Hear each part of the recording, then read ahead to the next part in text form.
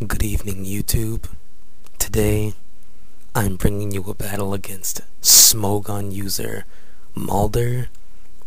Now, this battle was just epically destructive. Like, I didn't even expect this battle to turn out the way it did, and I highly doubt that any of you are going to expect this battle to turn out the way it did.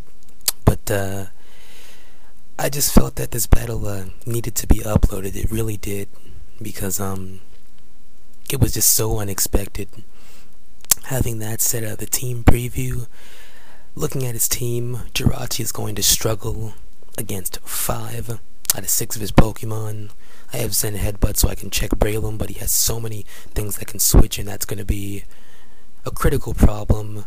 Zapdos easily checks the Gyarados. His Heatran easily checks the Genesect. His own Genesect can possibly win a speed tie and check my Genesect. Sableye is easily destroyed by any special attacker, and then he also has Heatran to absorb Will-O-Wisps and gain power, and Dragonite, if its multi-scale's broken, Empoleon or Dragonite of his own, or even Genesect with the Scarf can easily take it out with an Ice Beam or Dragon type attack, and Donphin really gets rolled over. Genesect, Breloom, Zapdos even, and Empoleon can, easily just roll over this team of mine. So his team's looking like to be really counteractive, and no, he did not counter.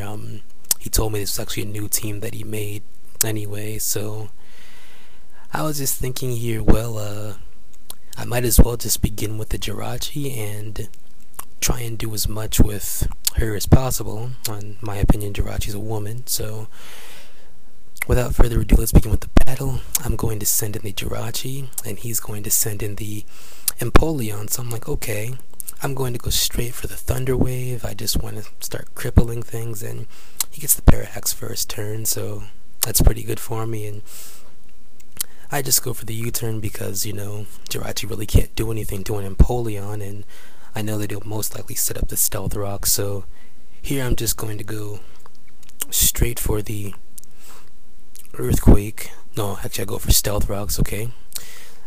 Knowing that most likely he's going to switch out into Zapdos, but it actually didn't even really matter here because he makes a really critical prediction and uses the Heat Wave, so already I'm crippled to where if I want to try and spam Wish,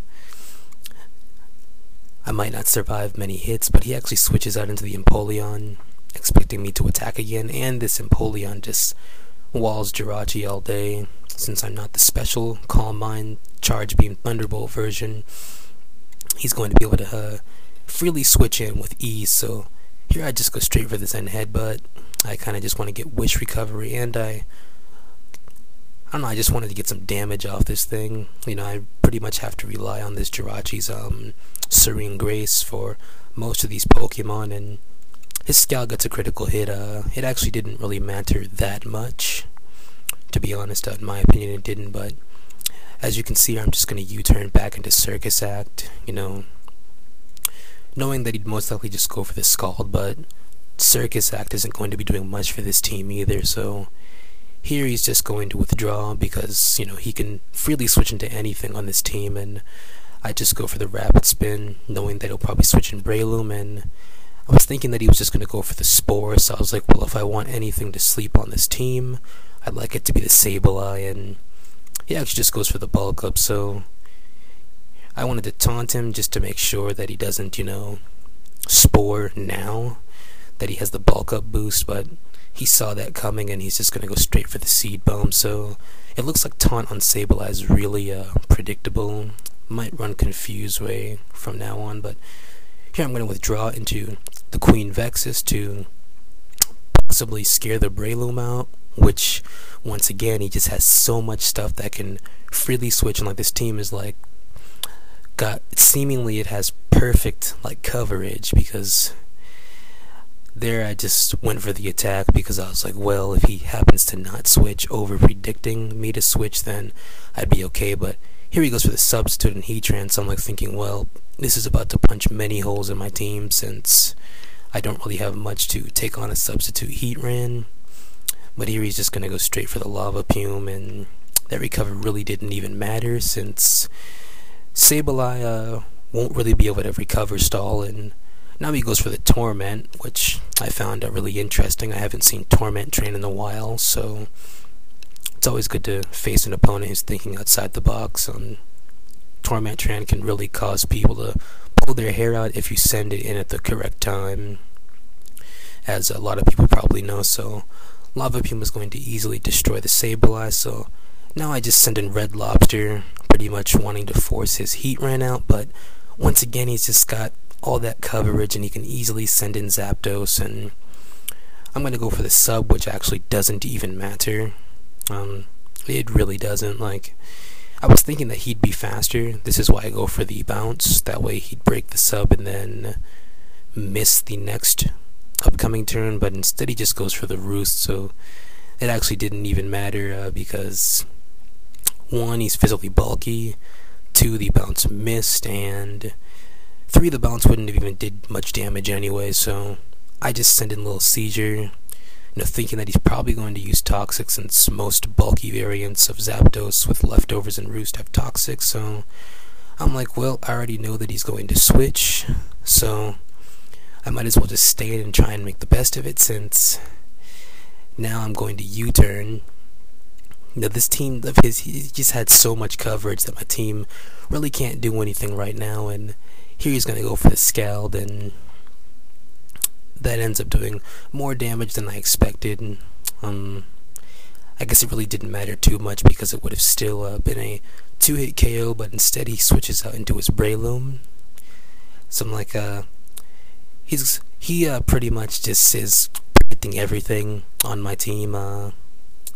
He's just predicting everything to the point where I feel that this is going nowhere for me, because this is like turn 28 right now and no Pokemon's fainted yet. So this is going to be a really long war, as you can see.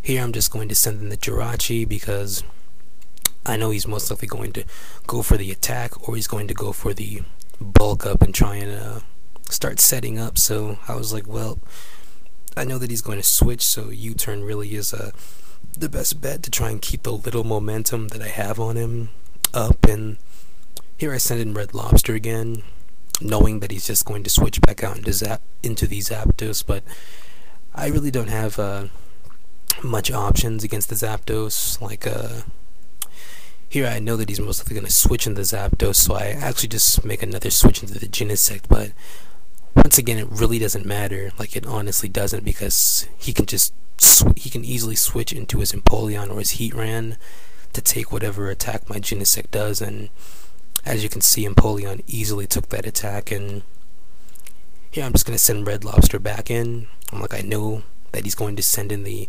Zapdos again, because, his team is just, it's really tanky, but I knew wrong, as you can see here, and he ends up sending in the Breloom. So I'm like thinking, well, Breloom's Seed Bomb can probably destroy this sub, but he actually switches out into the Zapdos now, and I just went for the bounce, because I was like, well, if he obviously doesn't have sub, and maybe I can get the Parahacks on the Zapdos and try and wear it down, because Zapdos is really the only Pokemon that's stopping Gyarados from sweeping the majority of this team here.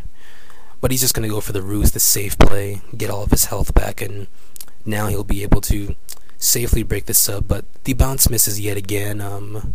It could have possibly mattered if it hit, because I could have got the Parahacks, and my slower Pokemon could have outsped the Zapdos and possibly wore it down. But now I'm just going to send in Circus Act. I'm like, it's sleeping, it really can't do anything, and I was thinking maybe it can wake up, but even if it did wake up and go for the Ice Shard, physically bulky Zapdos would have probably only lost like 15 to 20% health, and then leftovers would have made it like 10% overall damage. So pretty much just like the Circus Act has to faint, but Mulder is like playing extremely solid. He was really taking his time between turns, calculating everything. It was just a really solid play on his part. He didn't really make any blunders. He pretty much made really safe plays, and he was able to do that. He didn't have to play cautious and take risks and do 50-50s. Like, his team just really, walked all over this team of mine right now. But as you can see here, he's going to put his stealth rocks back up. And from this point, I'm just like, well, all I can really do is just, like, wish Zen headbutt stall. But then again, most likely he's just going to simply switch into his heat ran and sub torment. But he's actually staying in from this point, and I thought it was interesting. Maybe he was trying to get like a freeze hacks or a scald burn hacks, but I'm like, well, okay, we still have a fighting chance. We're gonna still keep trying to Zen headbutt this thing to death. From this point, Serene Grace really has to be relied on, because Jirachi's like walled by everything on this team, so switching it in and out really is pointless, since he can easily switch in any of his Pokemon except Breloom and just force it out. So now he sends in the Heat Ran, and here I just go for the Thunder Wave, like, not even caring. Like, I know that he's gonna go for the substitute, and the Jirachi can't even hurt the Heat Ran, unless it had like hidden power ground or something. But I don't even see that on Smogon set, so I might actually try it one of these days, because it might work pretty well. So here he gets the Parahacks, which didn't really even matter. I'm just going to go for the substitute here. I'm pretty much hoping that his Lava Plume won't break the sub, and since he's the specially defensive Torment version, it didn't. And now I'm just like, well, this is really my final attempt to just try and sweep with these Dragon Dances. I'm like, if this Dragon Dance fails, then it's pretty much a good game, because I'm like, my team is basically going to be stalled out. And one thing that I found really impressive by Mulder's team here is he's not even using sweepers. Like, normally I struggle with teams that have like sweepers, like the Dragon Dancing Dragonite or Quiver Dance of Volcarona, but he's just using pure defense to just wall everything. And from this point, I'm just like, well, just gonna go ahead and Dragon Dance, even though he's going to break the sub. I know that he will. As from this point, it's like, well, I'm just gonna go ahead and bounce here, because I actually don't have Waterfall, as you know. I have Earthquake, Bounce, Substitute, and Dragon Dance, so it looks like Waterfall may be the better of the two overall. I'm like, could have possibly taken out this Zapdos with the Waterfall, and Gyarados is going to fall here, as you all see. And like, to be honest, or to be upfront from this point, it's really good game from here, because there's really not much that my team can do to his team. As you can see, Multi-Scale's broken by the Stealth Rock, and he's basically just able to stall out the remainder of my team with his Zapdos and Heat Ram. But I still had a lot of fun. This match taught me a lot, because most of the teams that I make are actually heavily weak to stall defensive tank-like teams, so I actually need to go to the labs and really study some different sets that'll allow me to better handle tanks, because this team that he used just really destroyed me. And what I find kind of interesting is he told me that the very first time we battled, and I didn't remember this battle, but he said, the very first time we battled, I think he said it was a 5-0. I won 5-0, and then this is our second battle, and he won 5-0. So that's pretty interesting how the same score reflected. And I still had a lot of fun with this match. Like I said, I play to have fun. That's always the main goal. Of course, you're gonna try and win, but it's just a battle. If you don't win, you should still be able to have fun. And props to Mulder. This is a really good game, Mulder.